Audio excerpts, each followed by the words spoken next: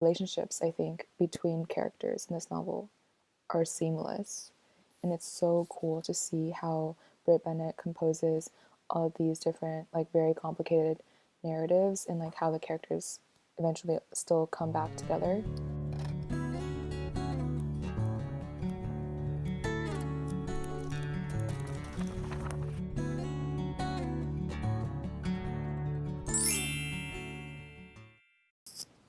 All right, hello again. It's been a while. I was posting pretty frequently, and then I had hiatus because I am currently applying for new positions and new jobs. So wish me luck, and also extended support for all of you who are also going through a transitional period as 2020 finally closes off. Thank goodness. So today I wanted to review a book that has received a lot of hype over 2020. It was first published in January, so since then a lot of booktubers and a lot of reviews online have praised it, and I could definitely understand where they're coming from. The book is called The Vanishing Half by Brit Bennett, and it's not that thick of a novel. It's around 350 pages. It's definitely, I think, a quick read. Like, the prose is beautiful and elaborate, but also not too complicated to indulge in. However, this is going to be a hot take. I think my overall rating of the book is not as praiseworthy as some of the online reviews. My overall rating would probably be a 3.9 out of 5 stars. And the reason why I don't think it's up quite exactly to 4 stars even is because I think it had a lot of potential given the premise and the framework. The plot kind of thinned out for me. It just became kind of expected. And the characters themselves, I think, didn't really have that much. They didn't develop as much as I expected or hoped that they would. And I mean, the relationships, I think, between characters in this novel are seamless. And it's so cool to see how Brit Bennett composes all of these different, like, very complicated narratives and, like, how the characters eventually still come back together. But I don't think there was enough room or development in each individual character. And yeah, I will go into that more specifically as we continue to talk about it during this video. All right, so the premise of the novel is it starts in around the 1960s in the US, specifically in Louisiana, in a fictional town called Mallard. 1960s being a time of the civil rights era and also Martin Luther King. There were a lot of discussions about race and racism in this fictional town of Mallard, where it's first placed in. It's a liminal space of mixed race people in this town where most of them are descendants of, black and white parents. And the ideal is going to be future generations always marry white. So, given multiple generations, the younger people, they just become more and more white in terms of, just all of the complexions and, like, features that they hold. The two main characters are Desiree and Stella Vignes. They're actually twins, and they actually have, like, blonde hair and fair skin. And so it's like kind of being raised with this desire to be as white as possible because whiteness equates to beauty. So I think even just the idea of, like, how society has conditioned beauty to just, like, this norm is definitely raised as a question in this novel. Like, why is blackness always seen as something that we want to hide or you want to kind of escape from? And I think, like, that question of, like, beauty reminds me of Toni Morrison's book, The Bluest Eye.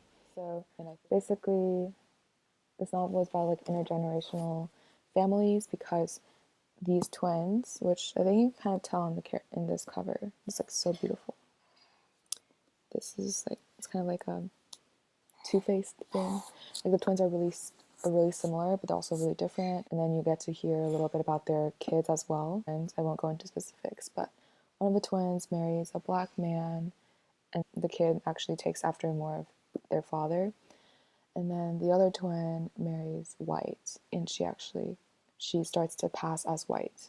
And with that, like whiteness not only equating to beauty, it also starts to equate with wealth. Yeah, so I think that this novel does a really interesting take on ideas of race, wealth, and poverty disparities, as well as sexuality, as it goes forward. Because it's not just about the twins, it's about their daughters as well. It's also about their daughters' relationships with their significant others and how that generational trauma, intergenerational secrets are kept and also disclosed throughout different openings and with other people. Something that I would say is that another reason why I wasn't as excited as I read through the novel is because there are a lot of places in different chapters where the characters just randomly stumble across each other.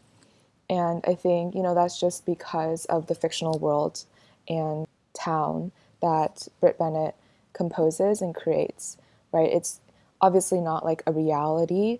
And she uses this fictional environment to raise questions about beauty and the secrets of our reality today. So I think that is like well done in that sense. It's like it's intentional imagined recreations to keep the plot going.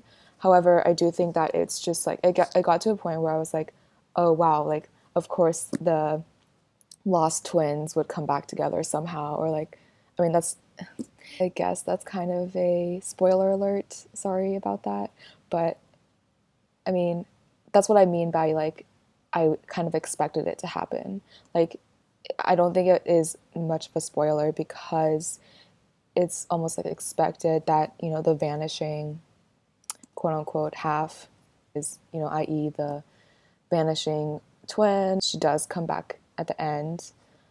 Just how a lot of these different scenarios, they're not really as dramatic as I think it could have been if the plot was just given a bit more attention, or if it wasn't just like kind of bouncing back and forth between narratives.